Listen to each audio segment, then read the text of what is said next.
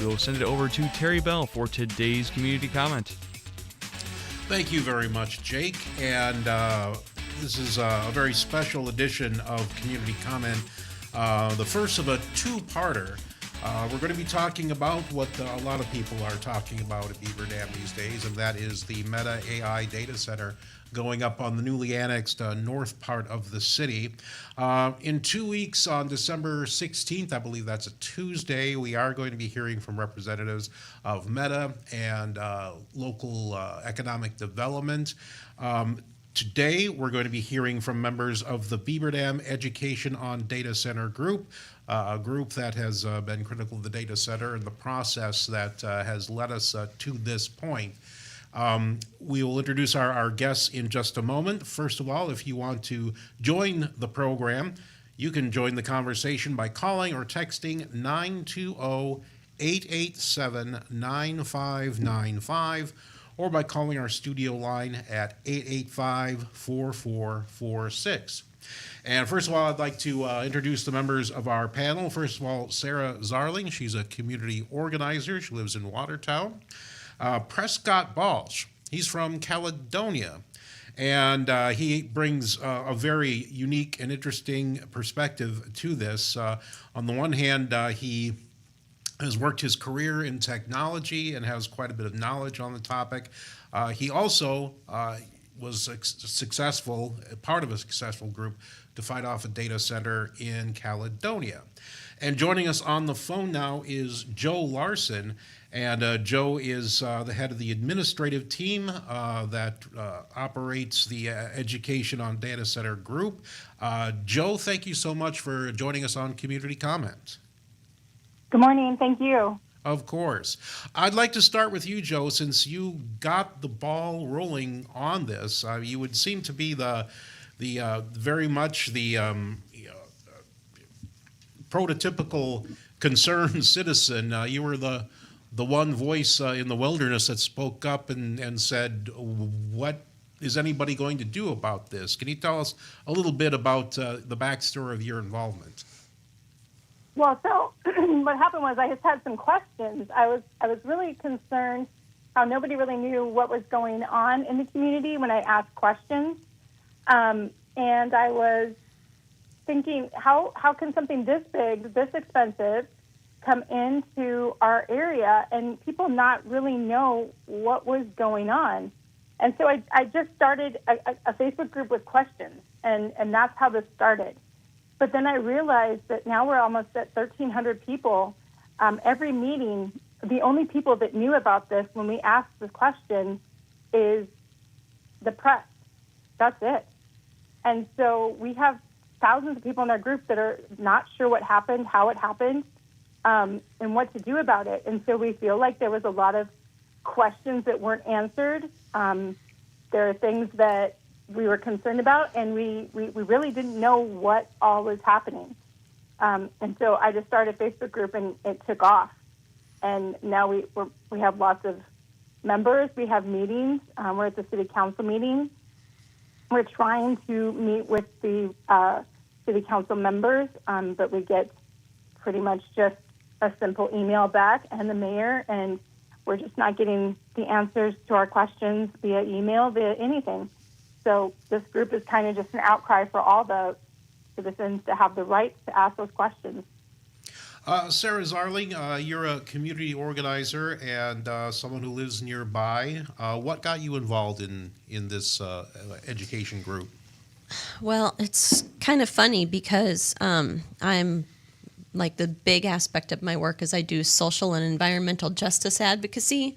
So essentially I go to communities where bad things have happened, either like rail safety advocacy is my focus or my specialty, I suppose. So I go to communities where things have happened, like either train derailment, chemical poisoning, some kind of disaster. And I talk to the people, I hear how they've been affected. I take photos and documentation of, the area of, the site where the incident happened. I share these stories, I share this information and try and basically I'm a big advocate for industry and elected official accountability. Fighting data centers was already on my radar given the scope of the work that I do, because I'd already been hearing about impacts from people who live near data centers. And so, and then with, how many we knew with Port Washington firing up and stuff, I'm part of a group, it's called the Clean Economy Coalition. So essentially it's made up of I think we're at over 70 now, different environmental organizations from around Wisconsin that come together. We meet monthly as a whole coalition, and then there are subcommittees within the coalition, and one of those is the grassroots group, and so I'm a part of that group. And so, we had already been talking in the Clean Economy Coalition about, having data centers be on our radar. And then in the grassroots call one day, a woman named Brittany from Healthy Climate Wisconsin came on, and she brought in a young woman from Beaver Dam who they had just connected, and she was telling us about how she'd found out about this data center being built in Beaver Dam and how it had all been done in secret. She'd been doing this reconnaissance work on her own for the last year, and this is in September. And so right away I said, I would love to meet with you. I'm just in Watertown. If you want to connect, let's do that. And so I actually met with her at the Higher Grounds coffee shop, literally right before Joe started the Facebook group. And so she and I met, and she told me what she knew. And so I told her right away, yeah, this is shady. This is not okay. I'm with you. Let's try and see what we can do about organizing the community. And so we were already in the process of figuring out how to get that ball rolling, but we knew it would be a tall order, oh my gosh, this is from the ground up community organizing here. And so it was just serendipitous and wonderful that Joe started the Facebook group when she did, because then we were able to be yes, good, let's. So then that's when we came to the first meeting at the Pizza Ranch, and it was remarkable because I remember distinctly on my way there, I had reached out to Joe and I found out about the Facebook group, and so I was able to connect with Joe right away, and she told me about Prescott and how he was helping. And so it's just right away from the get-go, we had a kind of strong enough foundation, more than what Emily and I had. And so on the way to Pizza Ranch, I remember distinctly that, we had 138 members in the Facebook group. And like Joe said, now it's almost 1,300. So I think that shows enough how much people did not know about the project, how much the city wants to say that they were transparent with the people and did what they needed to. I think it's clear that they didn't. And so, I think it's very justified that the people are upset and wondering what the H is going on here. Prescott Balls, you bring a very unique perspective into a movement like that. You are a career tech professional, recently retired. Mm-hmm. You have lived in this world. You're a computer guy. So what is it that got you, first of all, involved in Caledonia, and what was your concern there, and your decision to bring those concerns to Beaver Dam? Sure. Our concerns in Caledonia primarily revolved around the parcel location, secondarily around some other arguments that we've been making here as well, like concentration risk of too much tax revenue from a single taxpayer is a problem for a small town. But our location was convenient to the developer because it was across the street from the power plant, but it was very inconvenient to reuse as the data center turned obsolete in whatever number of years, 20, 25 years. There was no possible way it was going to be reused as anything else, and that would leave the village with a very large unused building whose tax revenue would plummet, and now because of that concentration risk, you'd have a problem on your hands you could only solve on the back of taxpayers. So full disclosure, it was a mile and a half from my house too, and it was the last thing I wanted to listen to for 10 years. These construction schedules are indeed that long because they build them one building at a time and they take 2 to 3 years per building. You can have 10 years worth of construction. So we had a number of arguments that were unique to Caledonia, unique to the size of the village, unique to the proposal. And ultimately, we convinced 4 of our 7 village trustees that there was enough reason to at least pause. And at that point, Microsoft pulled out. And then I turned to, wow, this is happening in a lot of other places. I'm not anti-development. I think we need data centers. I spent a career building software for them, and people vote with their wallets, buying devices that use data centers. We need them someplace. My angle is, here are the technology risks, here are the financial risks. Make a decision eyes wide open. Don't believe everything that the developer is going to tell you. Don't believe their schedule. Don't believe the lifespan of the property, et cetera, et cetera. So at the end of our victory, I put together, with help from a couple of friends who were working with us on the project, a lessons learned document that I thought maybe this could help other communities. And then I got wind of this one. I shared whatever we had. I said, I'm happy to help. I've been doing that across the upper Midwest for the last couple of months, just trying to help provide as much information as possible so that these decisions can be made in the context of what that community needs, what that community's risk appetite might be, and ultimately trying to find the best place for these facilities to be built so that the taxpayers don't take it on the chin later by surprise. We need to take a break here, but we'll be right back. You're listening to Community Comment on 95.3 WBEV, powered by Daily Dodge. This week.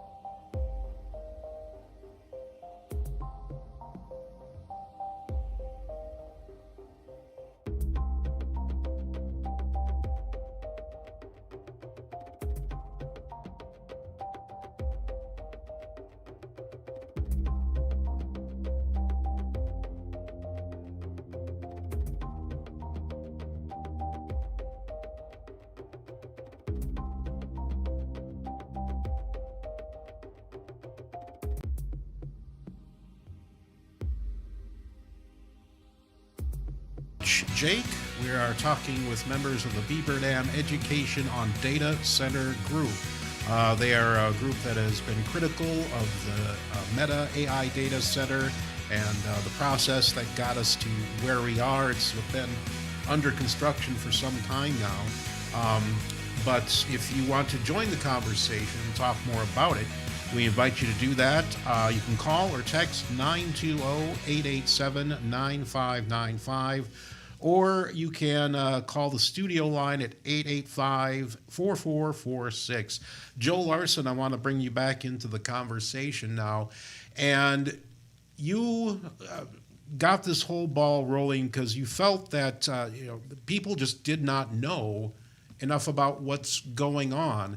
And I guess a question I have to ask if I'm doing my job is,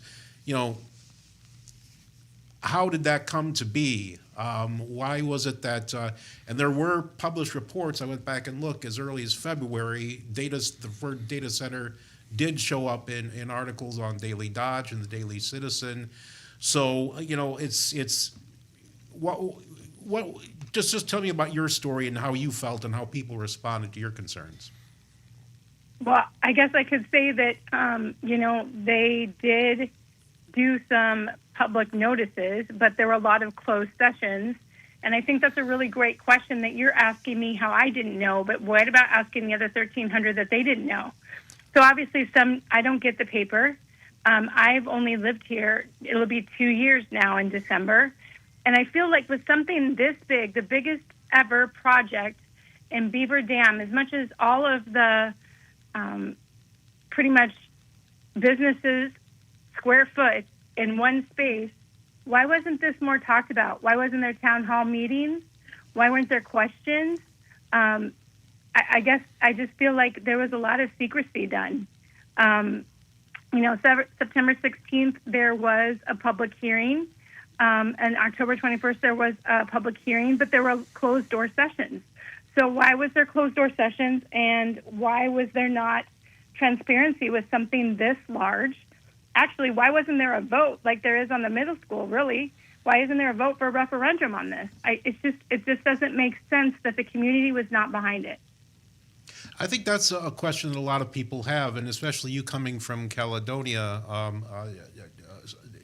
Prescott, and that would be that, why were some communities aware of this with enough advance notice to do something, and why did people in Beaver Dam really seem not to know much about it until ground was already broken? My experience across the communities where I've seen other proposals is it sounds silly, but it's luck. We got lucky that somebody drove by a rezoning sign on a lonely country road and called to find out what it was about. It's as simple as that. There is something not right here going on with communities. Doing the bare minimum of communication on something, to Joe's point, is community altering. It's the biggest project this community will ever do, and to treat it like you would a add-on to your house as a rezoning project is nuts. It should have been far more publicized. They should have solicited far more public input. As much as that's annoying and it takes time and it's noisy and it riles people up, it's imperative if you're doing something this big to a community that you bring them along with you and convince them it's a good idea, instead of telling them after the fact, hey, we thought this was a good idea and we did it for you. Yeah. I guess for in terms of the process, Sarah, I'm sorry. Oh, no, you're totally fine. I just wanted to add, I suppose, that, I like to dial things down to like 2 + 2 = 4 basic terms, if you will. And so I think it would be fair to compare this to like a marriage. Let's say that you're in a marriage and your spouse makes an incredible financial decision without consulting you. Anyone in a marriage would not take kindly to that. They would be like, why didn't you tell me? It'd be obvious, that the spouse should disclose this kind of thing, with their partner. And so this is no different. These city officials had a responsibility to bring the community in from the beginning if they really are so transparent. So I think it's obvious that they weren't enough with how many people don't know, because Joe said, the 1,300 people in the group. It goes far beyond that. That's just the people that we've reached so far that have Facebook. Many people don't know about this project who don't have Facebook and who are learning about it through, what's this no data center sign I'm driving by? I think it's really fair and important to bring up the impact that this is having already to landowners who live near the construction site. That's the number one reason why this should have been a transparent community involvement endeavor from the very beginning, because there has been, from what I can tell, no regard to what this is going to do to people, what this construction is going to do to people who live near it. And so far, the impacts that people are reporting are not small by any stretch. We need to take a break right here for some news and some other messages, but we will be right back. You're listening to Community Comment on 95.3 WBEV, powered by Daily Dodge.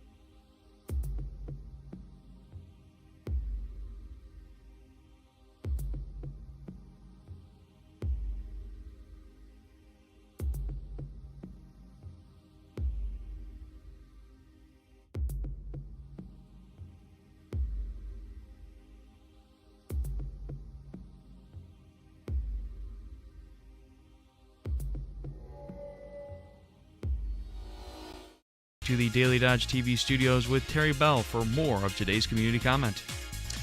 Thank you so much for joining us on this special edition of Community Comment. We're talking about the Meta AI data center going up on the newly annexed north end of Beaver Dam.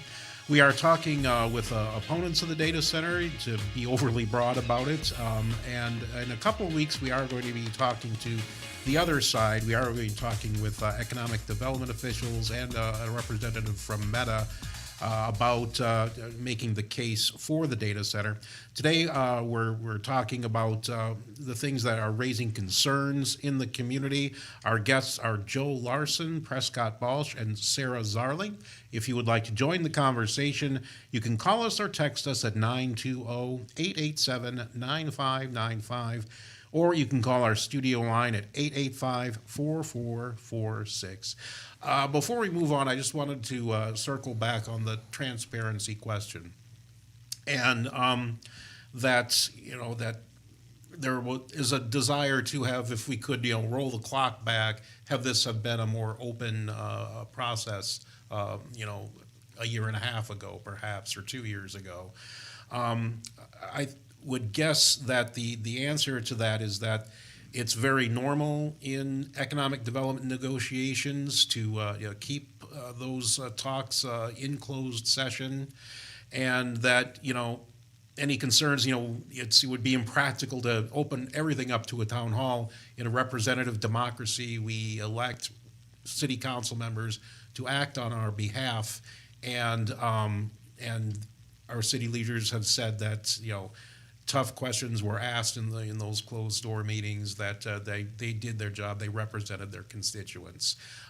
What do you say to that? Well, the closed door negotiations are perfectly normal for the financial arrangements. That information, though, becomes public at some point when it's something ready for the community to sign on the dotted line for.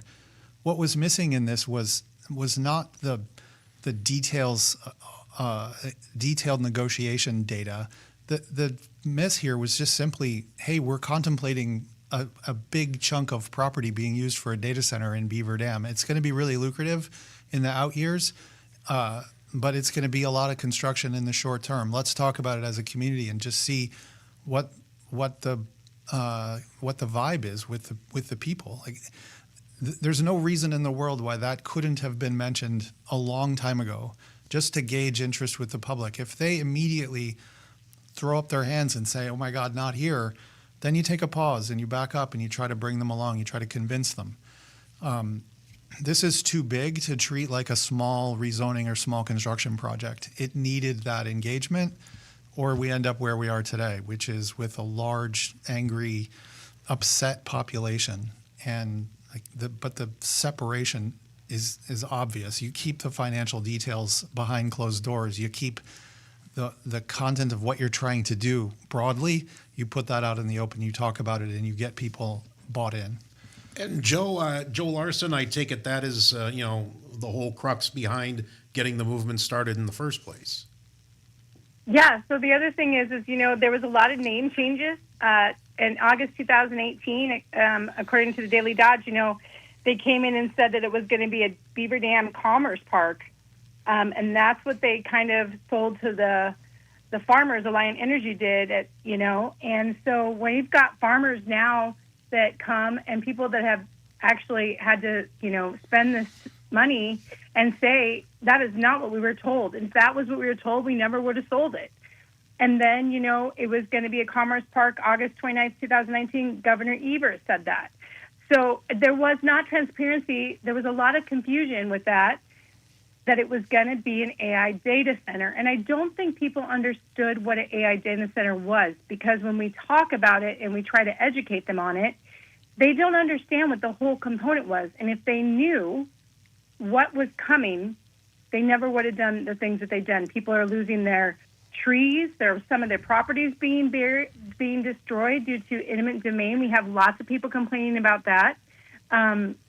There's things that just was not transparent to the people how it went out. Why didn't they just say that it was going to be an AI data center, not a Beaver Dam Commerce Park? That was not what was happening. So, I guess we're really concerned about how things changed, how they kind of sold it one way. Most people thought it was going to be like a Target, center, a resource center like the Walmart center. And that was what a lot of people thought. They didn't understand what was coming. So if you've got 1,300 people that we have right now, and we're going to have more because we're doing more flyers and trying to get more education, people need to understand what this thing is, how it can affect us, and what we can do, I guess, to deal with it now, because it sounds like we're not really going to have much of a say to change it, but we still need to have some type of, I guess, we would like a response. We'd like the ability to ask questions, to say, why did you do it this way? Why did you use these words? Why didn't you just be transparent and sit down and educate people if you really were going to make a decision like this? They didn't do that. Thank you, Joe. One of the responses to that has been it's because this will be good for economic development in the area, and that's an argument that you have a lot of questions about. Yes, it won't be good for economic development. It'll be good for the construction business for the time period of the construction, but data centers, and you can trust me with my technical background here, data centers do not employ a lot of people. The employment will be roughly 20 persons per building, which is what is the reality in Northern Virginia, where we have the most concentration of data centers. But this is also that statement that is made that this will be good for business, whether it's tax revenue or economic development, it's all based on an extremely aggressive, happy path project plan. The numbers that are in the tax increment district are very aggressive in terms of the schedule of building. If that slows down, so does the economic benefit of the taxes because they get extended out into the future. Also, the technology industry reinvents itself all the time. There are very few data centers that are in existence today that are 25 years old or older. The technology business throws stuff away like used tissues. There's no reverence for the past. So if you're a community politician, you have to understand what that obsolescence risk is. So why these things are so troubled in small towns is you have this massive footprint of multiple buildings, millions of square feet in a community that has probably hundreds of thousands of square feet today of commercial real estate. Now you have millions of square feet of real estate that all of a sudden are obsolete or they're commanding less and the revenue's dropping. What are you going to do with that? What does that mean to the residents? Have you even thought of that? My experience with communities is no, they haven't thought of that. They think we're gonna race to get to the revenue and the revenue is going to stay forever, maybe with a little fluctuation. But that's not the case. There's an obsolescence risk on the far end here that's really troublesome in the context of a small city like Beaver Dam. And it should have been talked about from the beginning, and it wasn't. The other thing that I'll mention is the legal risk and the project cost are radically underestimated in the tax increment district documentation that I've seen from Beaver Dam. The estimate was $10,000 a year of administrative costs for the city. $10,000 a year is next to nothing when dealing with a large corporation who's running a multi-billion-dollar project in your backyard. That's the kind of David versus Goliath mismatch of expertise that is going to bite Beaver Dam. They're going to incur far more administrative costs. They're going to incur legal costs when something doesn't go right on the project. Just take a look at Mount Pleasant and Microsoft, and granted theirs is more complicated because of Foxconn, but they're spending millions of dollars a year in their tax increment district to run the project and pay for legal bills. And Beaver Dam thinks it's going to get away with $10,000. It's just way too rosy a picture. And if you're just voting on what the number looks like that's giant and attractive, you're leaving out the risks of what it's going to take to get to that number, and you're leaving out the risks of what's going to happen after you get to that number, or even if you do. And that timeline view creates an altogether different perspective on whether this is the right thing to do here. It creates a lot of risks that I think are large scale for a small town like Beaver Dam, and there are better places for a multi-million-dollar square foot data center, places that can absorb the loss if something goes wrong. Sarah Zarling, what do you think people ought to know about the economic development argument? Well, in speaking in these very simple terms, again, I think that basically, just to say the name Trent Campbell, he's the one we all know who's really the one responsible for making this come to fruition. And then Meta, their representatives, the people that you're going to be speaking to in the future here, their paycheck relies on them convincing people that they need these projects, period, and point blank. And so Meta and Trent Campbell have done their jobs. I've seen this in my work with utility companies in particular. Alliant has come in. They misled the landowners, as Joe was mentioning earlier, as to the purpose of why they should sell their land. It's their job to convince communities that these things are good because their paycheck depends on it. And so it's really important to understand and wrap your head around that. So I think just, coming from that standpoint, if you will, I think it's obvious that, as I mentioned, that they did their jobs, but I think that the biggest oversight definitely was the community, the city officials not bringing in particularly the landowners who live nearest the construction. They are the ones who deserve to have a voice in this, they're the ones who deserve to have a voice in it in the conception, and they're the ones who deserve to have a voice in it the most now, because they are the ones being directly impacted by, there are dump trucks everywhere, there's dust everywhere, there's rock blasting twice a day, the noise, the inconvenience, the roads being closed down. I mean, this is having a serious impact on people's quality of life. As Joe mentioned, people have had their trees cut down with no permission, just coming onto people's lands and cutting down their trees. Like, how is that okay? And the fact that the Beaver Dam city officials allowed that to happen, like, if you've listened to the testimony that people have given at Common Council meetings recently, it's very heartfelt and it's very powerful. And they've said things to the tune of, you have eroded our trust. You have betrayed us. That's exactly what's happened here. And the city officials should really listen to that and take that seriously, because it's just not fair what they've done. And I feel really sorry for those people. We're going to talk more about the environmental aspect of this project. We do need to take one more break, but we'll be right back. You're listening to Community Comment on 95.3 WBEV, powered by Daily Dodge.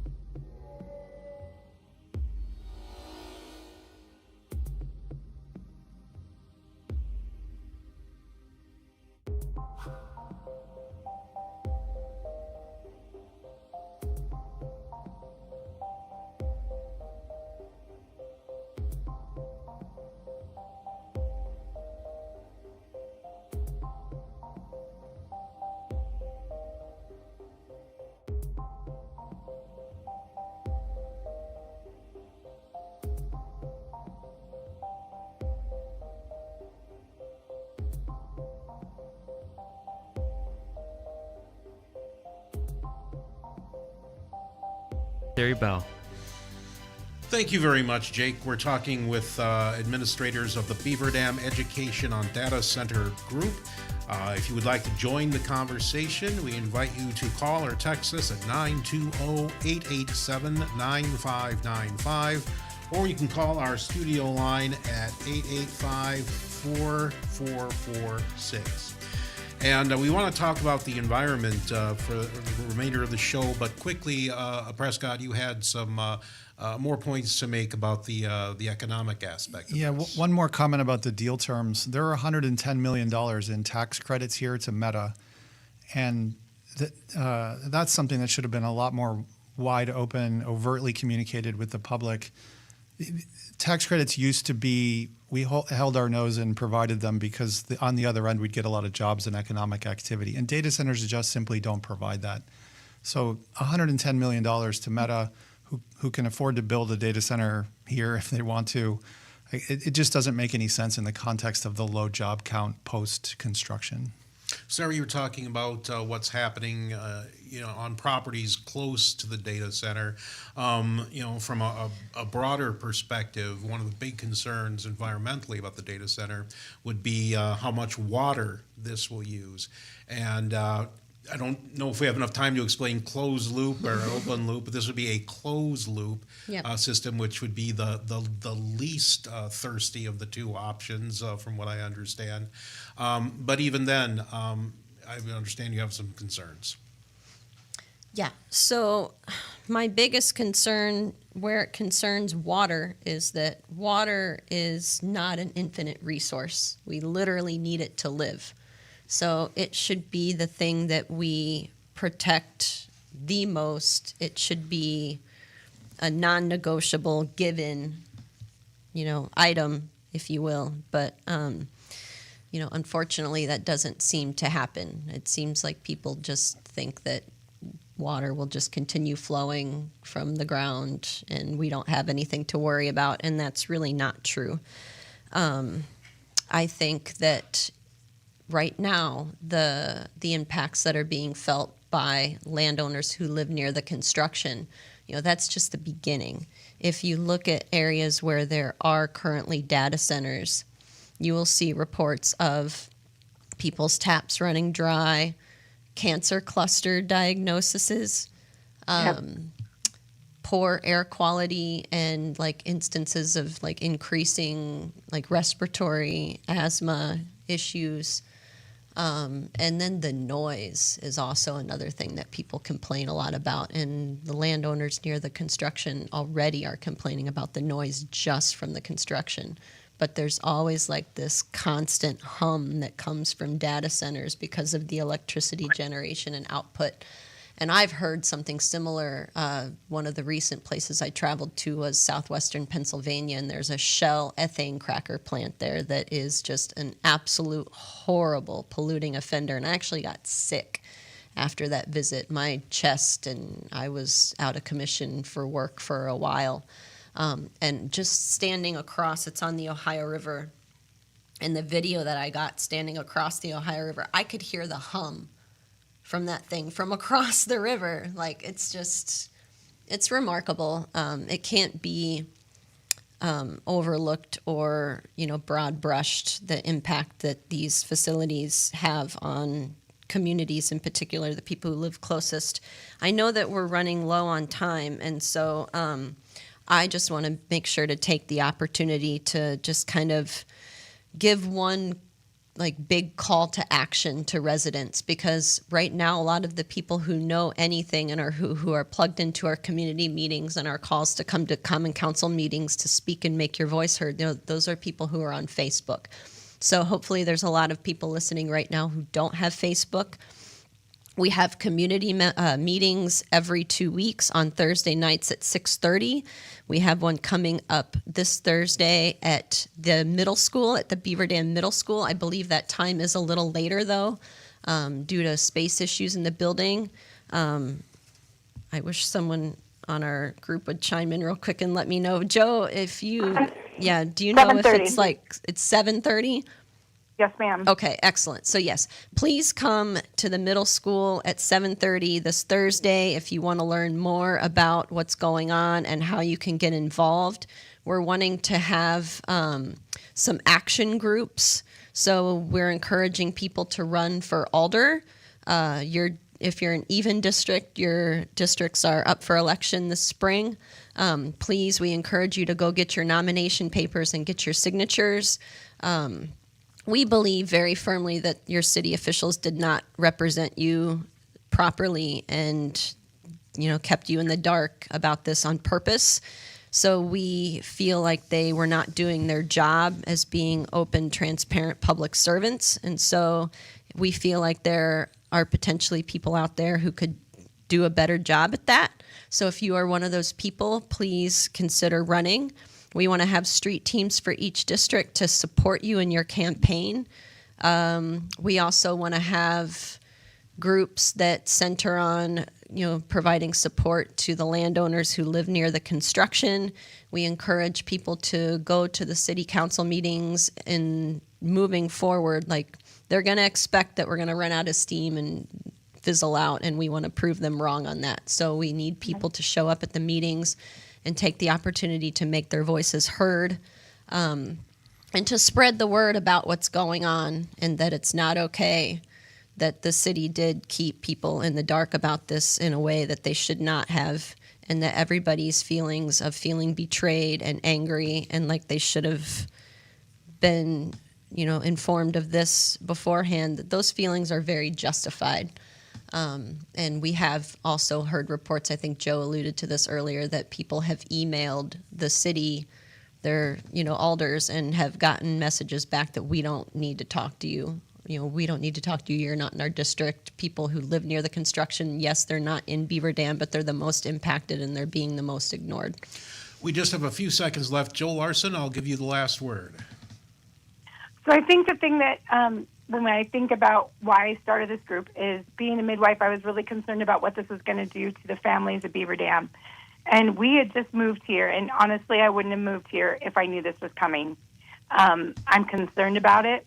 I'm concerned about our transparency that we had. I know everybody says there was announcements, but if you look at the timeline that's on our files in our group, there was a lot of closed sessions. And I feel like we have the right to ask for a town hall or a meeting to ask questions and have them answer us, not with meta, not with just a simple trifold, not with everything's going to be fine, but listen to the true concerns of the citizens and people surrounded by this, that they have a right to have a voice. They didn't let us have a voice in the beginning. We have a right to have a voice now.